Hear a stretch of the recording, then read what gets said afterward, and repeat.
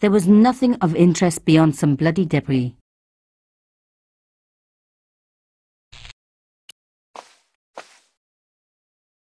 Hey, what about my photos? Oh, of course. How could I forget? Well, I'm waiting. Get your camera out. Camera. Oh, I forgot.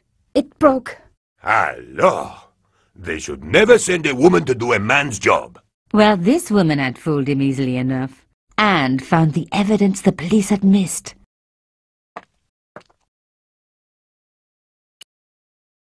Another coded message using the same cipher system. So, Plantard was involved with Cochon. Plantard. Pierre killed. Murderer must have followed trail from Arnaud and Yamada. He will come for us now. We must be vigilant. Thierry's girl broke into Pierre's safe. She worries me. Imelda. So much for Imelda's innocence. Plantard was working for her, and for Cochon. But why did Plantard want to meet? Was it a trap? Or maybe he was in too deep and needed me to tell the story, whatever the story was. One thing was clear. It was a story worth killing for.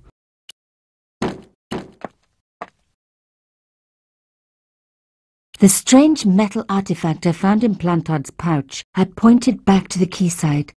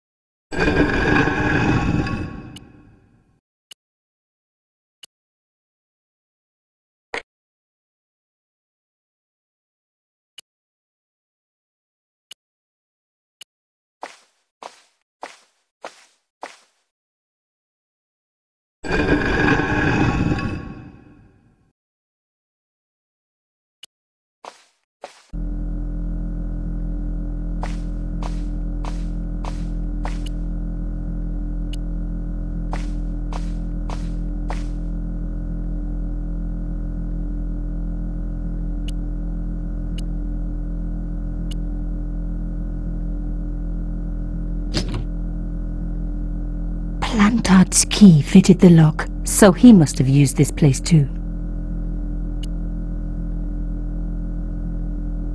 The folders were empty. Someone had removed anything that they thought could be incriminating. A photograph had been torn up.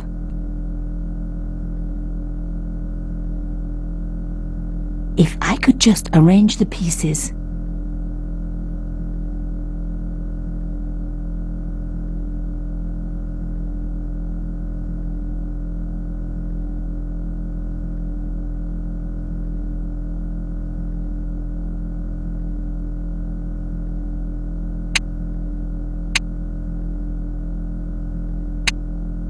Oh my God, it can't be.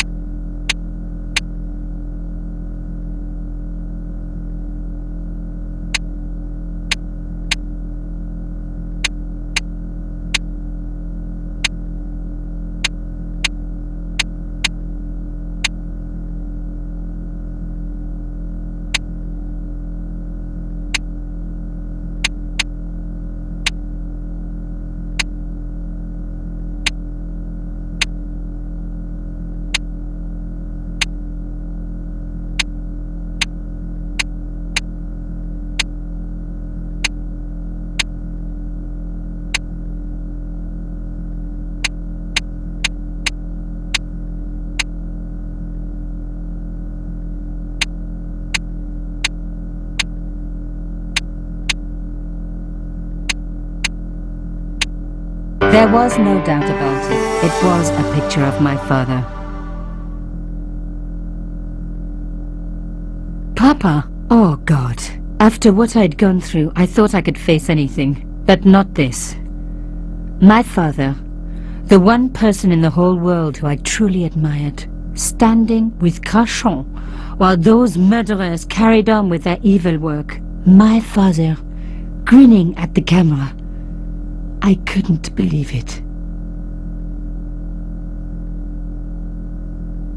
I realized that I desperately needed to get to the bottom of this story, and that I really needed George.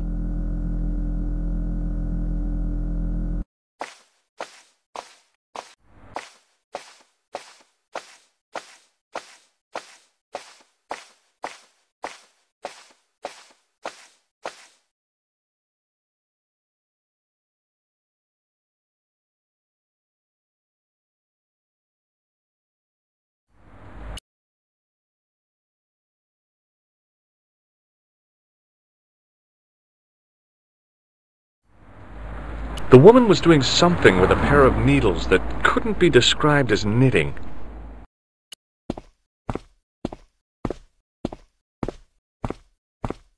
Oh, hi! Bonjour, monsieur. Would you like me to foretell your future? No thanks. I'm very good. It only takes a minute.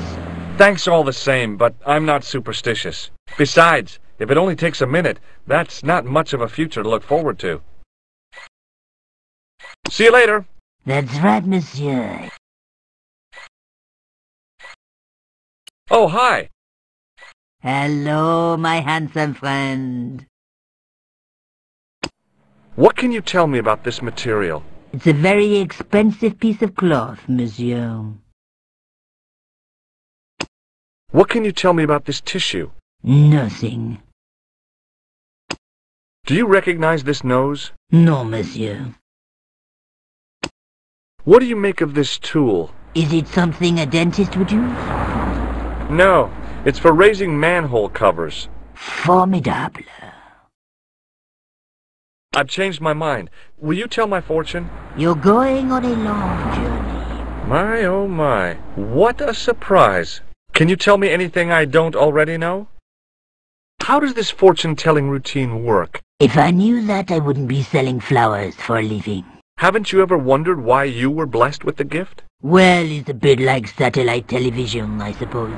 Some of us are born with a built-in receiver dish. I just happen to be one of the lucky ones.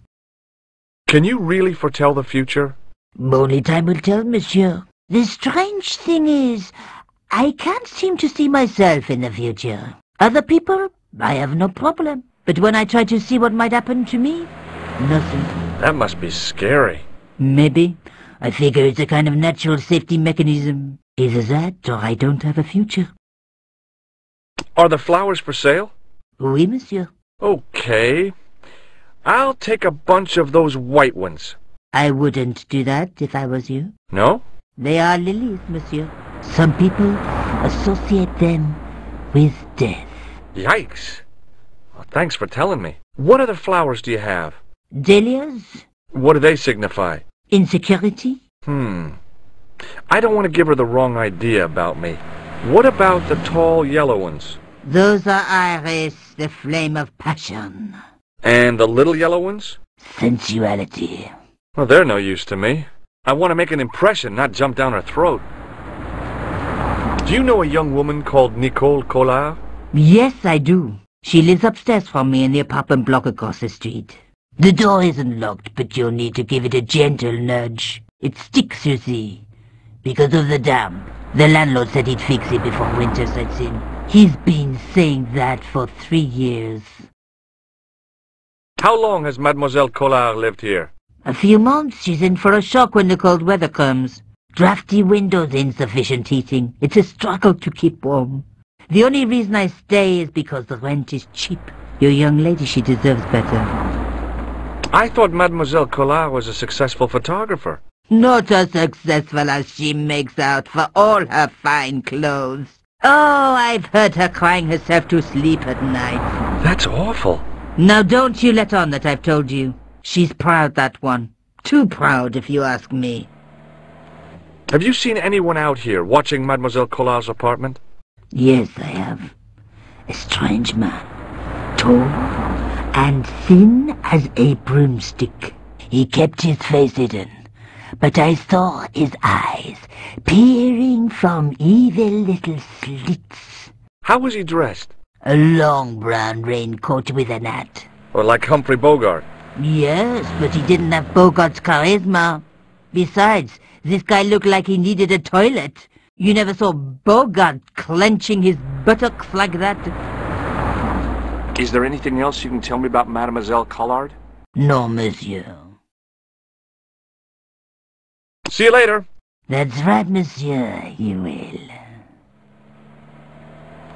It was the door to Nico's apartment.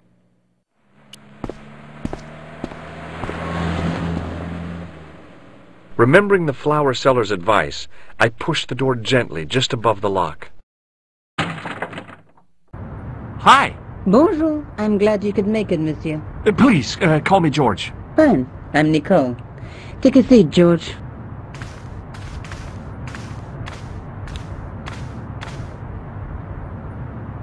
Eh bien? And what have you been up to? I've been exploring the sewers underneath the cafe. I thought I could smell something bad. The clown used the sewer to escape and to change out of his costume. I guess he was in a hurry. He left his jacket behind. And? I got his tailor's phone number. You had better luck than I did. Luck, she said. Luck. Hard work, I'd call it. What happened? My editor told me to drop this story. Can you believe it? But you're not going to do that. Oh no. I'm going to find out what's behind these killings. It just doesn't add up. It almost feels like some sort of conspiracy. The police in 3 different countries have kept very quiet about the murders. The press don't connect them at all. They blame them on political, religious, or militant minority extremists. Well, that covers just about everyone. I found a piece of material near the cafe. When I showed it to the concierge, he recognized it right away. It's very distinctive, all right. Just wait until you see this. I developed the film I shot at the cafe. Here, George. It's an enlargement I made. Look what that guy's wearing. Checkered pants. The same material as I found in the sewer. That's right. This guy shouldn't be difficult to find. Oh, no? Take a close look at his right cheek. A scar in the shape of a horseshoe. Or a crescent moon.